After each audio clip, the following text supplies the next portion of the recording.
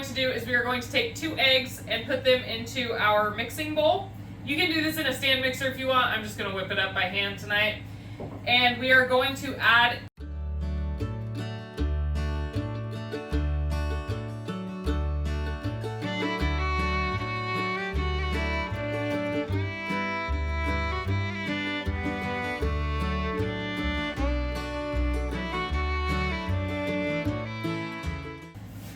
you guys, welcome back to Kirshner Farmstead. If you're new to our channel, my name is Kirsty, and I hope that you all had a wonderful Thanksgiving week. I know that we did. We had family over, it was great, but now it is time to get back to it, right? Okay, so do you guys ever have pears that look like this? Okay, so when pears get a little bit overripe, not everybody in the house wants to eat them, right? And there's a few different things you could do with them. You could make pear butter, which is delicious. You could make pear sauce, or you could make a pear cake. Tonight, we are going to be making a French-style pear cake with these pears that we have that they're still like decently firm, but they do have some bruised spots on them. The first thing we are going to do is we are going to peel them and then dice them up, okay? Sometimes really ripe pears can be a little bit hard to peel. You can also use a paring knife. And the bruises are fine as long as there are no rotten spots on them. All right. Now we are going to cut the top and bottom off of our pear, cut them right down the center. Cut them into quarters. And then just cut the core out.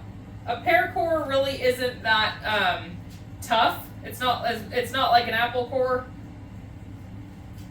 but you still don't want the seeds in your cake.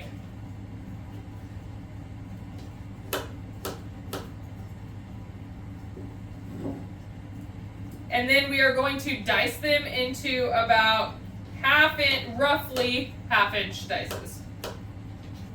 All right, you guys, so our pears are all chopped up, as you can see, and now we are going to butter and flour our cake pan. Okay, so we're gonna put some butter in our pan that's been softened. Isn't this little butter crock adorable? My mom found it for me. Now we are going to take a paper towel or a few, and we are going to rub butter all over our pan. Make sure you get all up the sides, and make especially sure you get in the corner of the pan. All right. Now we are going to put a little bit of flour in there, just a couple tablespoons, and we're going to pat it and rotate, okay? So that it gets up the sides.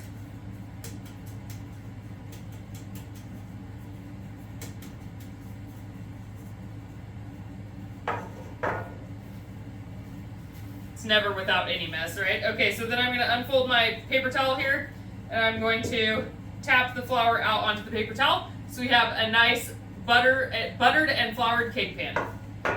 Now let's get our cake mixed up. All right, so the first thing we are going to do is we are going to take 2 eggs and put them into our mixing bowl. You can do this in a stand mixer if you want. I'm just going to whip it up by hand tonight.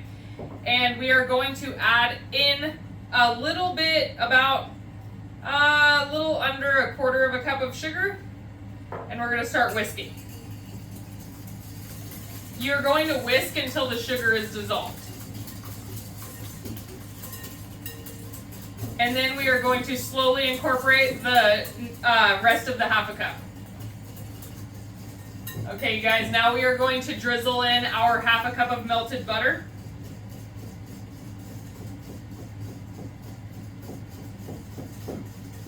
Now, okay, creme fraiche would be really delicious in this recipe, okay, but all I have is sour cream, so that's what I'm going to be using. If you happen to have creme fraiche on hand, or if you want to get it if you're getting ingredients for this cake, then you definitely should try it out. But we are going to do 1/4 cup of sour cream.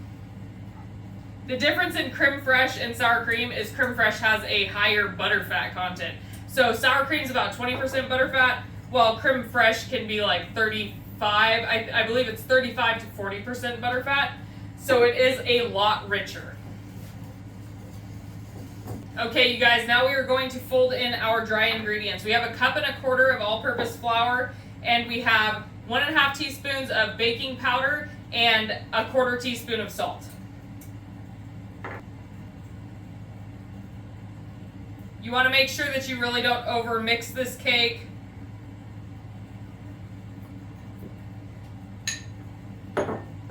We're going to go from the whisk to a rubber spatula, and we are just going to lightly fold in our ingredients. So to fold, you're going to start at the center with your spatula vertical, and you're going to cut in and then fold around, okay? It's almost like a muffin batter. Okay, and now you can see there are still chunks of flour in there, and that's all right because now we are going to fold in our pears.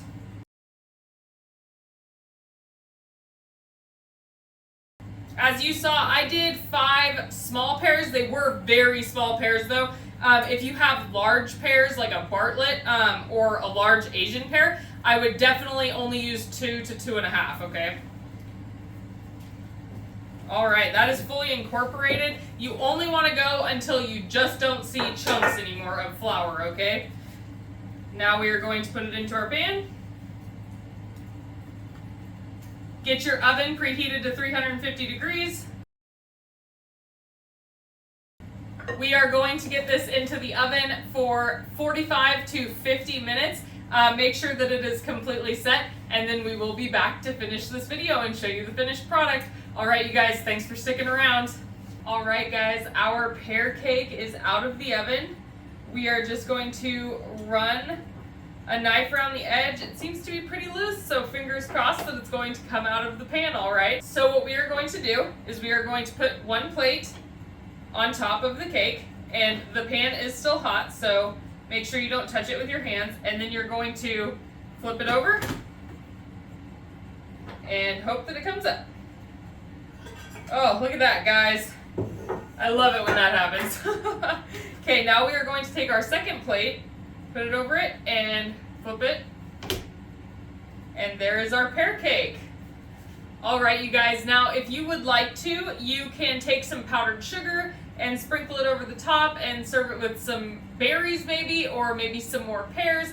I think that I am going to save this for morning, and Justin and I are going to enjoy a piece just like this with some coffee, and I think it is going to be delicious. If you guys enjoyed this video, I hope that you will please like, subscribe, and share our channel with your friends.